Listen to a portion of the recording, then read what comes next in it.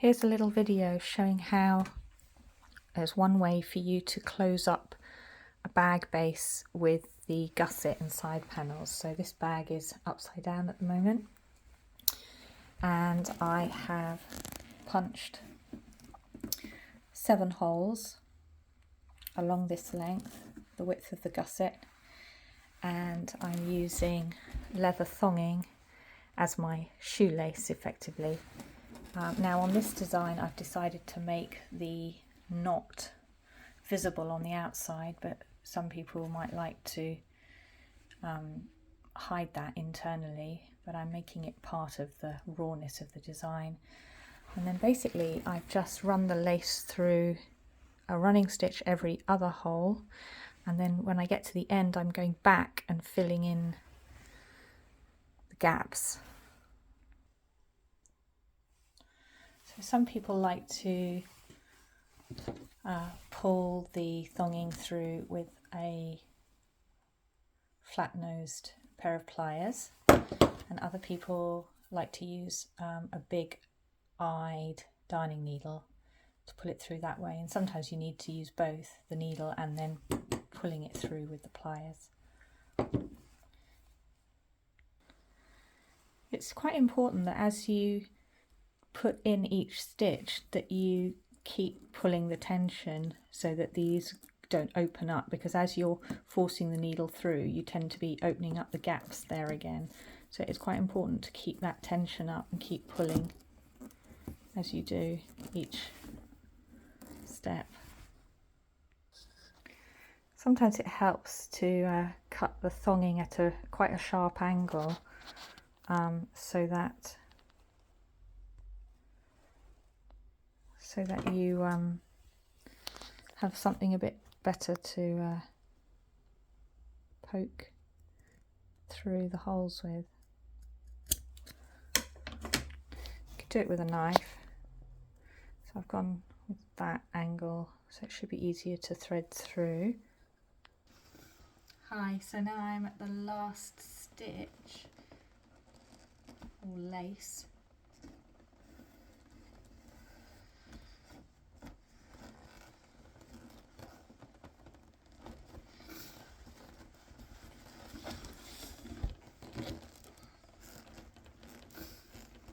Now what I want to do is take the lace through back to the starting point, which is where this knot was, and then go through to the other side and finish with a knot, so you have a knot either side. So that's what I'm going to try and do. So that means that I've got to get this lace into a hole that already has this knot in it.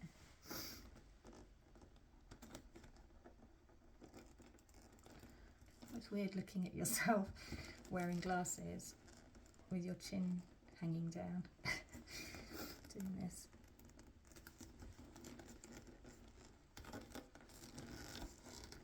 Of course you guys are just watching what I'm doing, and I'm looking at what I'm looking like when I'm doing it, which is not a great thing to be concentrating on.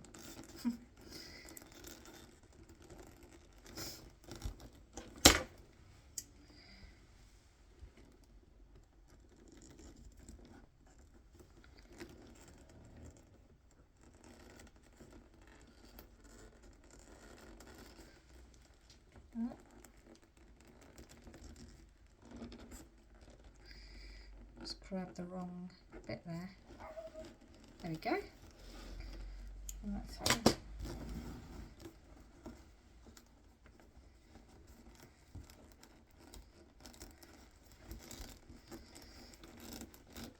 Just pulling it taut, because it will always loosen up as time goes on. And then I've got to get it through this final hole, which you'll see poking through.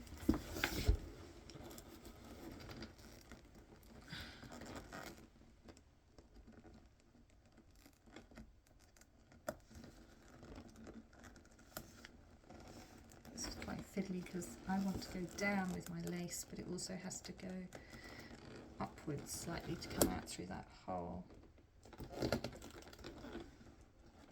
So I think in this case I might need to use the needle. Just have to watch this eye because it's quite sharp, which means that it could break the leather as I pull and tug on the needle.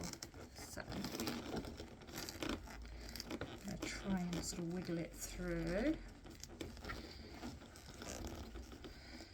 Now you might be saying, why don't I just make the holes bigger? Well, the thing is over time, as the bag has things that are weighty in it, the holes get a bit bigger anyway. So you don't want them starting off too big, because it just means that this lace will start moving around and the base will open up a little bit. So that's why I want it to be quite a struggle at this early stage. So you're sort of future-proofing it, the situation.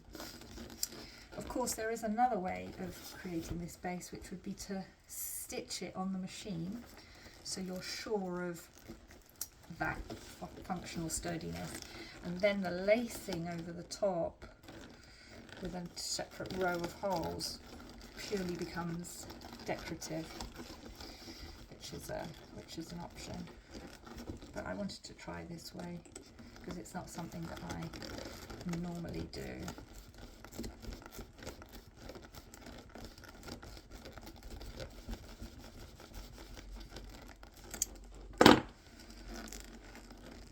Oh. Gosh, this is really stiff. Really, really stiff. I really smashed my nails now.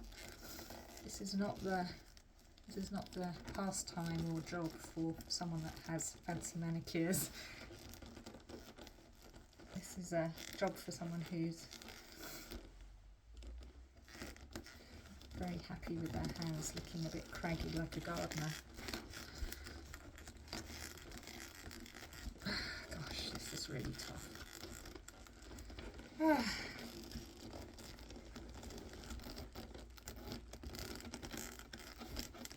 Nearly there.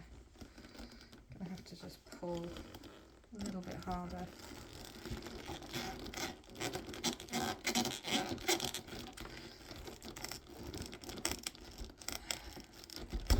Oh, that's exactly what I wanted to avoid. Pulling it and the eye of the needle actually breaking the thong. Oh, so frustrating.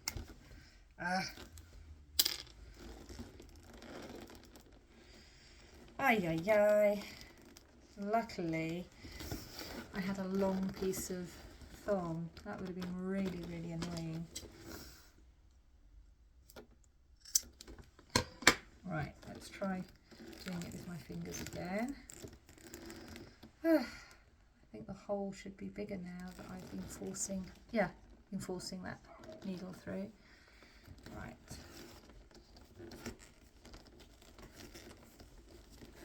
That's that.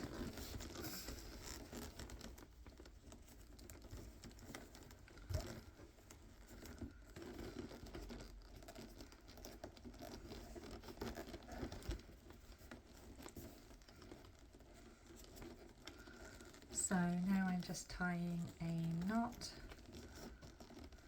a double knot. So one of the great things about doing a prototype bag is you get to use it for a few weeks or months, throwing it around and putting it through its paces to check whether these details are actually functional or whether they're just look good but are actually useless. So I'm just going to turn the bag upright. So now I've turned the bag the right way up.